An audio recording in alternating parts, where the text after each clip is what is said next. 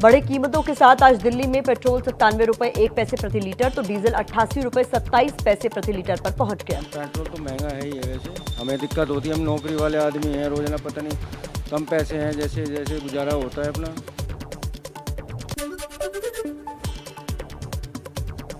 महंगे तेल से मुंबई के लोग भी बेहाल। मुंबई में पेट्रोल 111 रुपए 61 पैसे प्रति लीटर हुआ। कुछ कमाएगा कुछ करेगा तो इधर उधर चला जाता है, हर चीज का भाव बढ़ गया है। क्या करेगा इतने महंगे में, क्या करेगा, क्या गाड़ी चलाएगा, क्या तेल भराएंगे। पेट्रोल का दाम कम करना चाहिए, नहीं तो फिर पब्लिक ट्रांसपोर्ट जो इतना भरा हुआ रहता है बस वगैरह, तो वो तो यूज ही नहीं कर सकते। लगातार दूसरे दिन तेल के दाम बढ़ने पर कांग्रेस का सरकार पर जबरदस्त निशाना। कांग्रेस प्रवक्ता रणदीप सुरजेवाला ने कहा, जनलूट योजना जारी है, मध्यम वर्ग नौकरी पेशा को तो रोज लूटना अब सरकार का धर्म हो गया। कल तेल और रसोई गैस के दाम बढ़ने पर राहुल गांधी ने सरकार पर बोला था हमला। ट्विटर पर लिखा, गैस डीजल और पेट्रोल के दामों पर लगा लॉकडाउन हट गया है, अब सरकार लगातार कीमतों का विकास करेगी। कोरोना काल में भारतीय रेलवे ने की है बम्पर कमाई। मध्य रेलवे ने यात्रियों से सिर्फ जुर्माने के तौर पर 200 करोड़ से ज्यादा कमा लिए।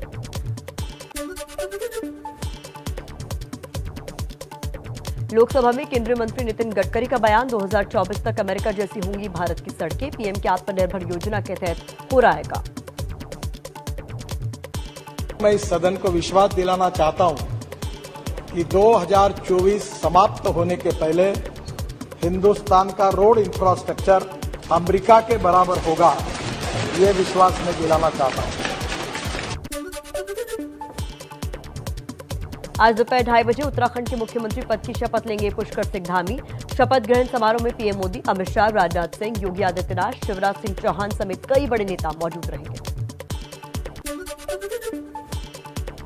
शपथ से पहले पुष्कर सिंह धामी पहुंचे देहरादून के टपकेश्वर महादेव मंदिर, मांगा आशीर्वाद। मैं हमेशा से टपकेश्वर महादेव में हमेशा आता रहा हूं और चुनाव के पश्चात आज चूंकि सरकार का विधिवत रूप से काम शुरू होने जा रहा है। उत्तराखंड में गणेश जोशी, धन सिंह रावत, सतपाल महाराज, अरविंद पांडे, प्रेमचंद्र अग्रवाल, मदन कौशिक, बिशन सिंह चुफाल और बंशीधर भगत बन सकते हैं मंत्री। उत्तराखंड मंत्रिमंडल में नए चेहरे भी देखने को मिल सकते हैं। चेहरों में रितु खंडूरी, सौरभ बहुगुणा, शिव अरोड़ा, विनोद चमोली और मोहन सिंह बिष्ट के नाम शामिल। उत्तराखंड में आज बनने वाली सरकार के संभावित मंत्रियों की शामिल रेखा आर्या ने भी शपथ से पहले पूजा अर्चना की। मुझे लगता है कि हम सबको इस बात का धैर्य है कि उत्तराखंड के हित में अच्छा और बेहतर निर्णय होगा, तो उस विश्वास के साथ में हम सब लोग हैं, जो भी निर्णय होगा उसे स्वीकार करेंगे। यूपी में सीएम योगी की शपथ ग्रहण को भव्य बनाने की तैयारियां जोरों पर। कल होगी बीजेपी विधायक दल की बैठक। 25 मार्च को शाम 4 बजे कान्हा स्टेडियम में सीएम पद की शपथ लेंगे योगी आदित्यनाथ। योगी के शपथ ग्रहण में बीजेपी शासित 12 राज्यों के सीएम, 5 राज्यों के डिप्टी सीएम को न्योता। अयोध्या, हरिद्वार, मथुरा के संतों को भी निमंत्रण। यूपी के बड़े उद्योगपतियों को भी बुलाएंगे।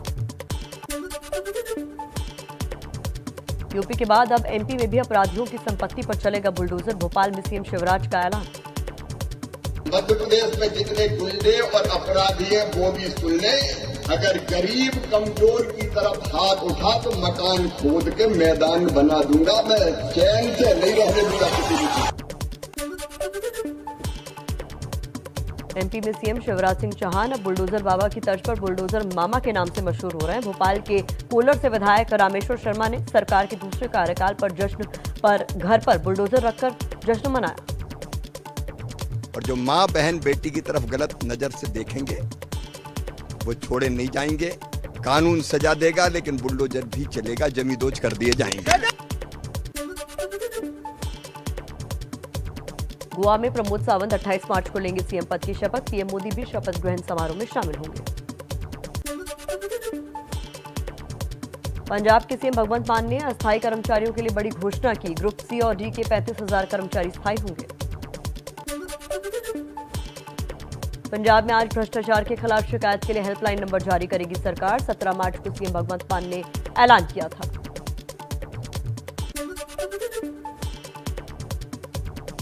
पंजाब में आज शहीद दिवस के मौके पर सार्वजनिक अवकाश रहेगा। विधानसभा में शहीद भगत सिंह, भीमराव अंबेडकर और रणजीत सिंह की मूर्ति लगेगी। दिल्ली में भगत सिंह के नाम पर खोला जाएगा स्कूल। सीएम अरविंद केजरीवाल ने किया ऐलान, इसमें मुफ्त शिक्षा दी जाएगी। पीएम मोदी से कल सुबह 11 बजे मिलेंगे पंजाब के सीएम भगवंत मान। सीएम बनने के बाद पहली बार पीएम मोदी से मुलाकात होगी। दिल्ली के तीनों नगर निगमों को एक करने के प्रस्ताव पर कैबिनेट की मुहर। संसद के इसी सत्र में आ सकता है बिल। आम आदमी पार्टी बोली, हार के डर से बीजेपी का फैसला। न खेलब न खेले देव, खेलवे बिगाड़ब। तो भारतीय जनता पार्टी की हालत दिल्ली में देख के मुझे बड़ी दया आती है। दुनिया की अपने आप को सबसे बड़ी पार्टी कहने वाली पार्टी चुनाव से भाग रही है। हरियाणा विधानसभा में धर्म परिवर्तन विरोधी बिल पास हुआ। कांग्रेस ने बिल का विरोध करते हुए किया जोरदार हंगामा। हैदराबाद के सिकंदराबाद में एक गोदाम में लगी भयंकर आग। बोईगुड़ा इलाके में लगी आग में जलकर 11 लोगों की मौत। एक शख्स को गंभीर हालत में बचाया गया। अभी भी कुछ लोग फंसे हुए हैं। राहत और बचाव का कार्य जारी है।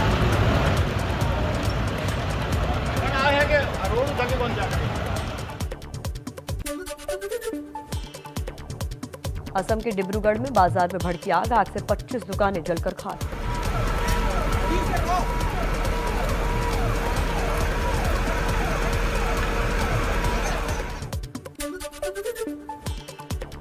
बरेली के लूथरा प्लाजा में आग में जलकर लाखों का सामान खाक हुआ। बिल्डिंग में फंसे लोगों को तार के सहारे बाहर निकाला गया। बीरभूम हिंसा के मुद्दे पर बंगाल बीजेपी के सांसदों ने गृह मंत्री अमित शाह से मुलाकात की। गृह मंत्रालय ने 72 घंटे में ममता सरकार से रिपोर्ट तलब की। बीजेपी ने सीबीआई जांच की मांग की है।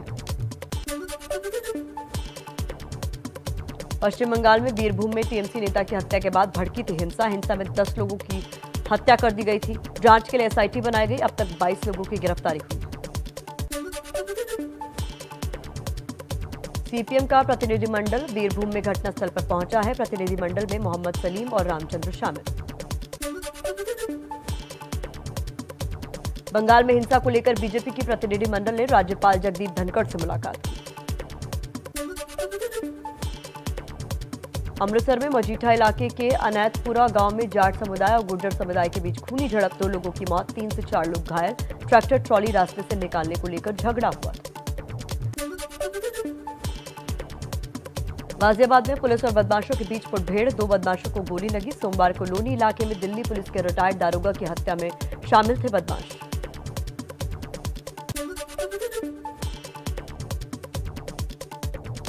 दिल्ली में लोधी स्टेट में एक कोठी के पास से 2 लोगों के नाले से शव मिलने की से हड़कंप। पुलिस को हत्या की आशंका। दोनों शवों की शिनाख्त हुई।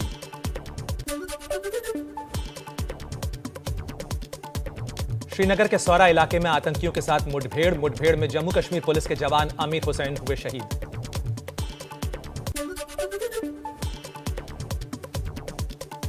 मुठभेड़ में शहीद जवान का पार्थिव शरीर कुपवाड़ा के उनके पैतृक गांव करालपुरा पहुंचा। अंतिम संस्कार में उमड़ी हजारों लोगों की भीड़। नम आंखों से दी शहीद को अंतिम विदाई।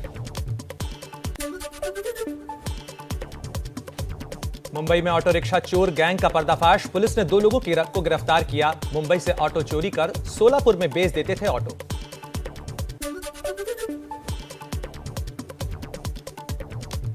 कानपुर में सरकारी जमीन पर कब्जा करने वाले भूमाफियाओं पर हुई कार्रवाई। अपर पुलिस आयुक्त ने न्यायालय पे किया जिला बदर। माफियाओं ने पुलिस शूटिंग रेंज की जमीन पर किया था कब्जा।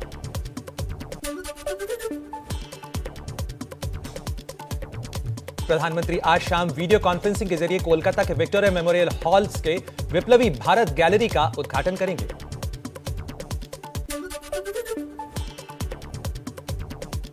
मुंबई में ईडी की बड़ी कार्रवाई। महाराष्ट्र के सीएम उद्धव ठाकरे के रिश्तेदार श्रीधर पाटनकर के कई ठिकानों पर छापे। नीलांबरी अपार्टमेंट के 11 फ्लैट सील। बीजेपी का निशाना। कहा घोटालेबाजों को छोड़ेंगे नहीं।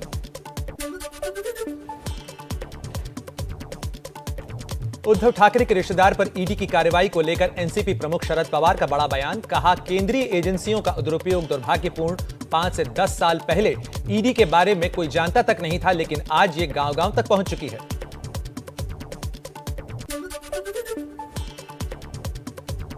मनी लॉन्ड्रिंग केस मामले में नवाब मलिक की संपत्तियों पर ईडी के छापे। नवाब मलिक पर खरीद फरोख्त में नियमों के उल्लंघन का आरोप। ईडी को नवाब मलिक के बेटे फराज मलिक की तलाश है।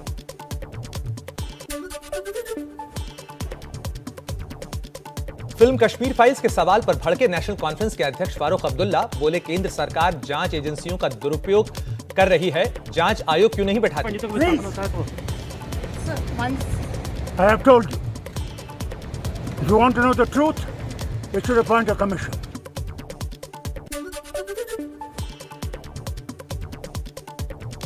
बिहार में जहरीली शराब से मौत पर सियासत गर्म। आरजेडी के नेता शिवानंद तिवारी ने नीतीश सरकार की शराबबंदी को लेकर उठाए सवाल।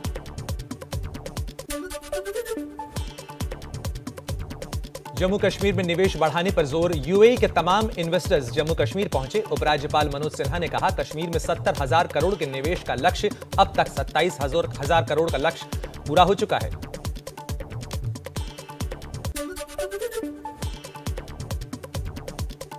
देश में एक दिन में कोरोना के 1800 से करीब नए केस सामने आए। 62 मरीजों की मौत। एक दिन पहले से करीब 200 केस ज्यादा आए हैं।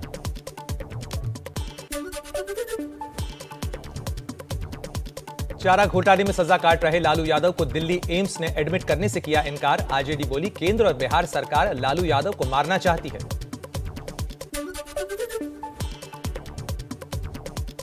यूक्रेन और रूस के बीच चल रही जंग का आज 28वां दिन। यूक्रेन का दावा, जंग में अब तक 117 बच्चे मारे गए हैं, 155 बच्चे घायल हुए। यूक्रेन की राजधानी कीव के करीब भीषण जंग। रूस की सेना से भिड़ी Sheikh Mansur volunteer battalion. Jokhar battalion के सदस्यों ने इस बटालियन का गठन किया था। यूक्रेन के निकोलाएव में रूसी फौजों की गोलाबारी के बाद एक गोदाम में आग लग गई। आग खड़ी कारों तक फैल गई।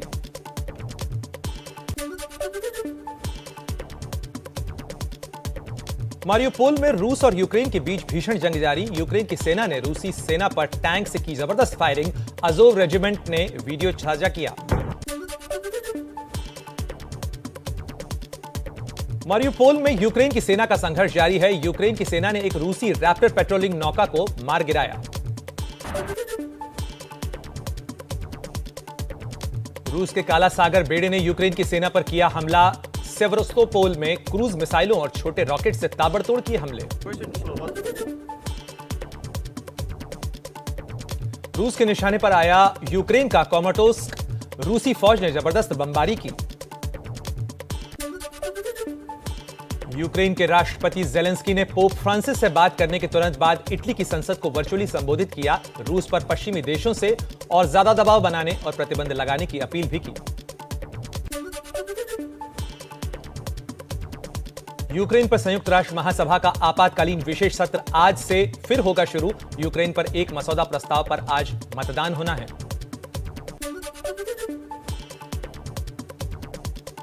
यूक्रेन के राष्ट्रपति जेलेंस्की आज जापान की संसद को वर्चुअली संबोधित करेंगे। रूस के खिलाफ अंतर्राष्ट्रीय समर्थन जुटाने की कोशिश में है जेलेंस्की। इटली के रेड क्रॉस की मदद से 80 से ज्यादा कमजोर यूक्रेनी शरणार्थी रोम पहुंचे। इसमें बीमार, दिव्यांग और बुजुर्ग लोग शामिल हैं।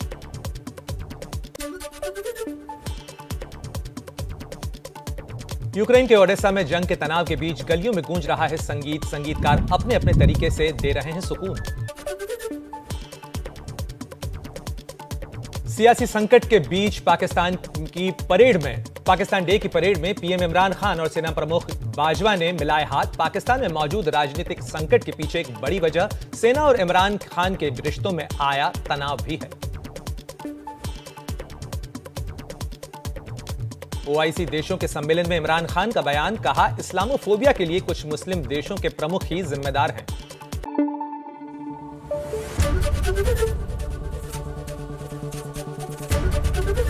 एबीपी न्यूज आपको रखे आगे।